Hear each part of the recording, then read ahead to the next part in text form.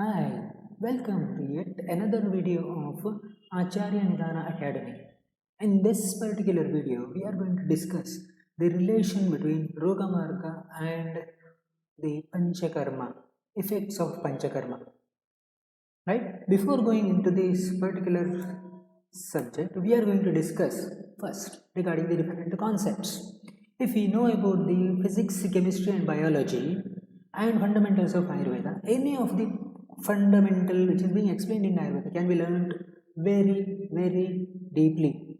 Second major concept, that is, we have to practice the concept of minimalism. The word minimalism refers to we are going to learn one particular subject from multiple angles. That is nothing but it is we are going to do the brainstorming session of a particular topic. Third, so if you know about the concepts of Kriya Sharira, we can learn the concepts of Roga Nidana very well. If you know about the concepts of Roga Nidana, then we can able to practice Kaya Chikitsa, that is very well. And last concept is we are not going to do compromise in any of the Ayurveda fundamentals while discussing about this concept based on the fundamentals of physiology and physics. Right? With this particular information, let us look into the concept of Roga Marga. This one we have discussed in our first video, wherein the majorly these particular food substances actually that will be coming into the that will be going through the alimentary mucosa to the each and every cell. How that will be moving from the alimentary canal to intravascular compartment, from the intravascular compartment to interstitial compartment, from the interstitial compartment to intracellular compartment, that is mainly present in the either in the inside the cell or outside the cell. So that is what is considered to be the concept. This what is say that the digestion and assimilation of the food substance that is taken through the oral route. Thus, in the same way, the pathogens that will be entering via alimentary canal, through the alimentary canal there will be inflammation in the either stomach, small intestine, large intestine. From there it will be entering either into the intravascular compartment, that may move either through the portal circulation or through the lymphatic circulation. From there it will be entering into the general circulation. From the general circulation it will be entering into the interstitial spaces. From the interstitial spaces, these pathogens that will be entering into the each and every cell, either one particular cell or one particular system or multiple systems. This is what is considered to be the movement of these pathogens that will be considered to be from the alimentary canal to the each and every cell, that is intracellular compartment. So that means when you want to have the proper treatment, this particular process has to be reversed. So that means from the intracellular compartment, so these pathogens that should enter into the interstitial compartment, from the interstitial compartment that should enter into the intravascular compartment, from the intravascular compartment that should enter into the alimentary canal, from the alimentary canal that has to enter that has to be eliminated either via oral route or through the rectal route. This is what is considered to be the line of treatment when you think of the uh, fundamentals of Ayurveda there. Right? This is what we have discussed just now. To say the main concept of Panchakarma, etc., its principles and Rogamarga, most of the diseases they occur in the human body because of poor Agni. Because of poor Agni, so these macromolecules they are not be converted into the intermediate molecules or micromolecules. Because of that, that will be responsible for the inflammation of the stomach or small intestine or large intestine, and from there, so that will be entering into the either through the portal circulation or through the lymphatic circulation. From there, so that will be entering into the blood vessels, from there to interstitial spaces, from there to intracellular spaces. So thus, most of the diseases which are considered to be nija as per Ayurveda, that will be originating from alimentary canal. So here, the knowledge of the Utpapasthana that helps in the actual management of the diseases. So that the Pittaja and Kaphaja vikaras that will be usually being eliminated or this treatment plan, that will be either Vamana. So, and but Pittaja diseases, usually the site of the Pitta as such, that is considered to be the below part of this particular Amashaya or stomach, what we can say. So it is the purgation rather than the emesis that will be of much help there. And the Vataja vikaras, that will be usually being treated when you are giving the medicated drugs through the rectal route. That is what is called a basti or medicated enema. Right? Then regarding the concept of Udbhavasthana, so when you think of, so this is what is considered to be Kapha, Pitta and Vata. If any kind of this pathological events that is happening in this particular Kaphaja this site of alimentary canal, usually from there it will be entering intravascular compartment, from there it will be entering into interstitial compartment, from there it will be entering into intracellular compartment. Whereas the Pitta dominant diseases, from here it will be entering into the intravascular compartment, it will be entering into the interstitial compartment, it will be entering into the intracellular compartment. Whereas Vataja vikaras, wherein there will be inflammation happening in the large intestine, from there it will be entering intravascular compartment, from there it will be into interstitial compartment, from there it will be entering into intracellular compartment. So the line of treatment that has to be, in case of Kaphaja dominant diseases, the pathogens that has to come from intracellular compartment to interstitial compartment, intravascular compartment to upper alimentary canal. That should be the line of treatment that should be. Whereas Pitta dominant vikaras as such, intracellular compartment to interstitial compartment to intravascular compartment to the, what do you say, that the Pitta site in the alimentary canal, that has to be brought. Whereas Vataja vikaras as such, the line of treatment should be intracellular compartment, interstitial compartment to intravascular compartment to the large intestine. What we can say. So there will be, in that way we are going to treat the diseases as such. This is the significance of Udbhavasthana. Kaphaja vikaras and Pittaja vikaras, usually the site of this Udbhavasthana will be Amashaya, whereas in case of the Vata dominant diseases, the Udbhavasthana will be Pakvashaya. So that means here we have to give much care. In case of Kaphaja and Pitta dominant diseases, Amashaya should be taken care of, whereas in case of Vataja vikaras, we have to take the much consideration regarding the Pakvashaya and its function as well as dysfunction. Right? The next aspect, when we think of the Chikitsa, Ayurveda says two types of Chikitsa, Shodhana and Shamana, whereas the Shamana is not a purview of today's topic. That's why we are not discussing that particular Shamana here. We are going to discuss the concept of Shodhana here.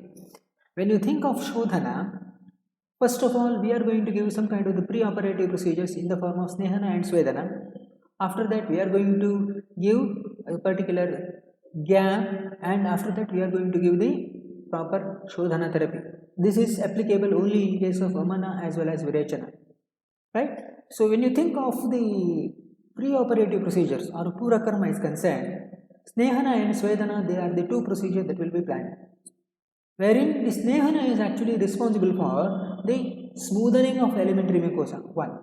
And second thing, there will be therapeutic inflammation of the gastric mucosa. Therapeutic inflammation in the sense, we are going to induce inflammation of the gastric mucosa there.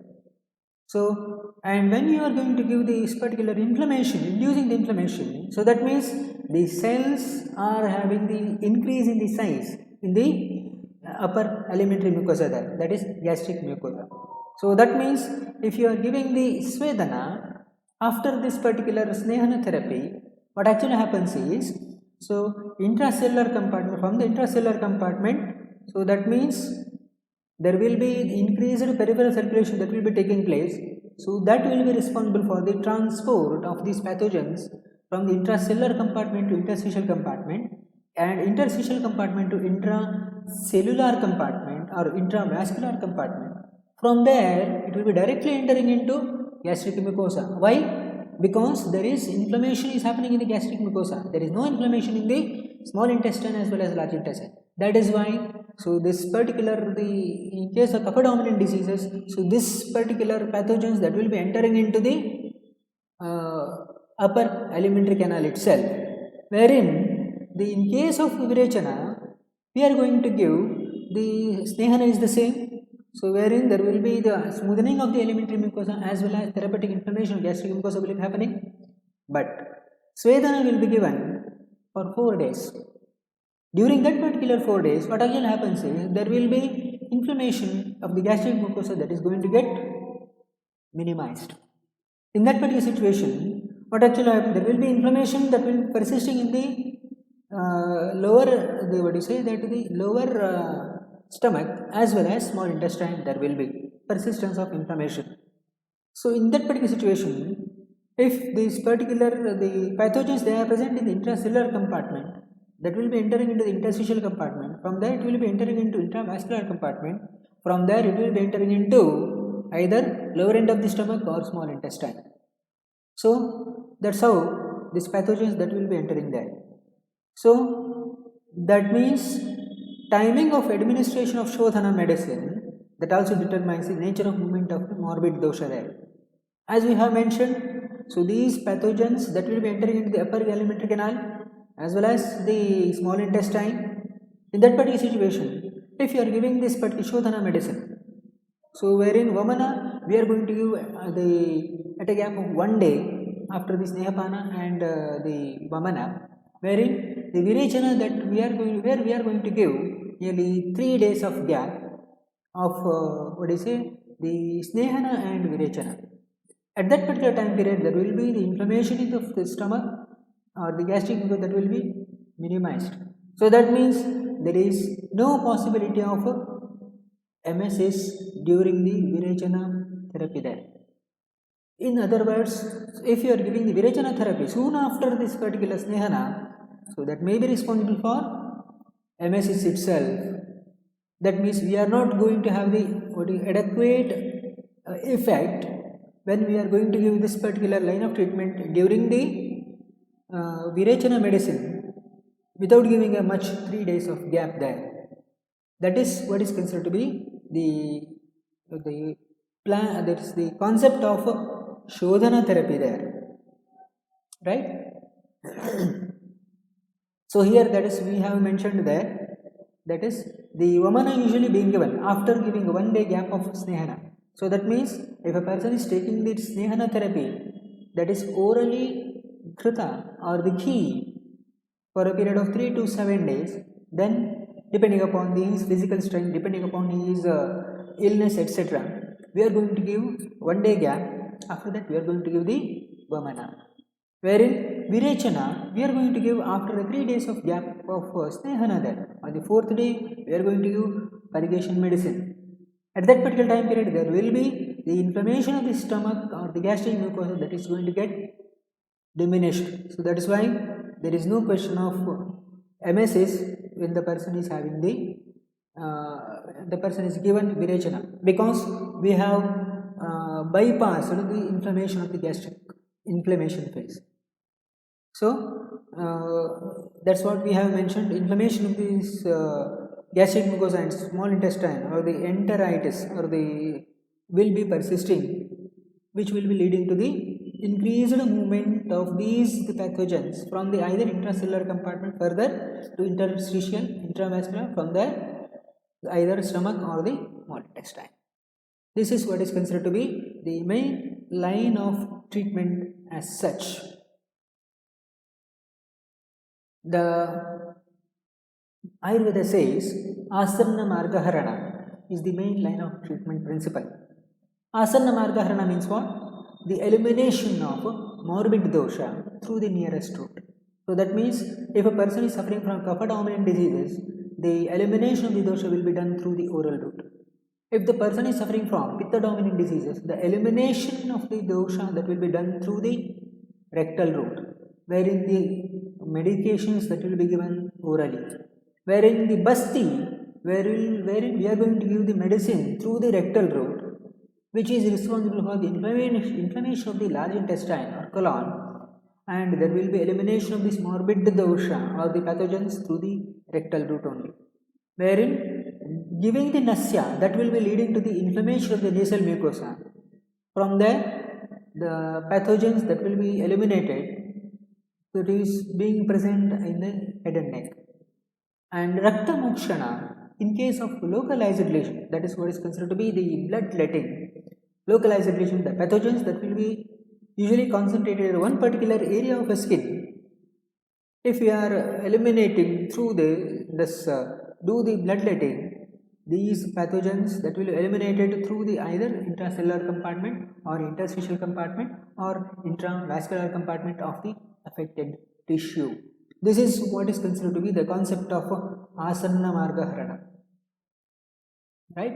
The take home message is, as far as the particular presentation is concerned, asanna marga harana is the main line of treatment principle as far as Ayurveda is concerned. That is elimination of the morbid dosha pathogens through the nearest route. And inflammation of the upper alimentary mucosa results in the emesis. Inflammation of the lower alimentary mucosa, that is small intestine, results in purgation, whereas inflammation of the colon results in the expulsion of the enema, along with that the pathogens which is being present in the colon that will be eliminated. Inflammation of the nasal mucosa leads to the expulsion of the contents head and neck through the nose. And inflammation of the capillary wall, wherein we are going to induce the capillary damage that will be leading to the pathogens to be eliminated or oozing out through the departed or through the bifurcated skin.